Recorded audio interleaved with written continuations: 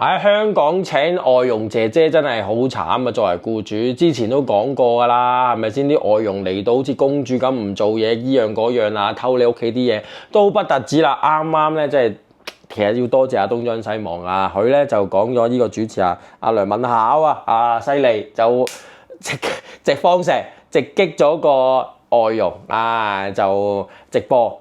就賣唔係賣咩賣自己個 body 出嚟，咁啊真係你諗下，喂你係僱主真係笑唔出，真心啊！你屋企可能有啲人請個外傭姐姐翻嚟照顧啲 BB 仔啊，各樣嘢啊，咦咁你星期六日做 part time 啊出去大佬，隨時惹埋一身病咁樣，咁點算啊？仲要係喂有機會你喺屋企間房嗰度直播喎，喺度喐嚟喐去咁樣啊大佬，跟住咁個 BB 咧咁點啊？如果屋企冇人睇住你嘅時候，放低個 BB 喺度直播咁樣啊？喂，會唔會個少主人都出埋鏡啊？哎呀，真係諗起都有啲驚啊！跟住咧，喂，星期即係可能平時屋企冇人嘅時候，會唔會有機會真係變咗喺個屋企嗰度？你度啲見到啦，屋企僱主屋企驚變乜嘢場所咁樣？喂，會唔會真係發生啊？阿 Sir 嗰張床，阿敏嗰張床，即係拎嚟變咗戰場，咁點算啊？喂，大佬，哇，真係你諗起都覺得驚啊！真係呢樣嘢，但係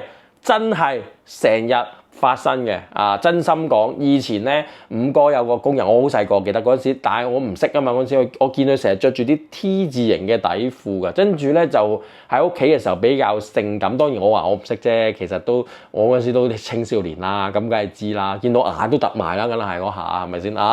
咁啊，所以喂，真心講，你真係請個屋外傭姐姐係翻嚟幫你照顧啲家頭細務啊，可能屋企 BB 仔啊、細路仔啊，咁你真係，哎呀，你影到一身病嘅時候點算咧？有機會可能你同個 BB 仔有時睇一個唔順眼，餵完個 BB 仔食完之後佢又餵佢咁樣，跟住你可能有啲病嘅時候，咁你傳染咗，咁點算啊？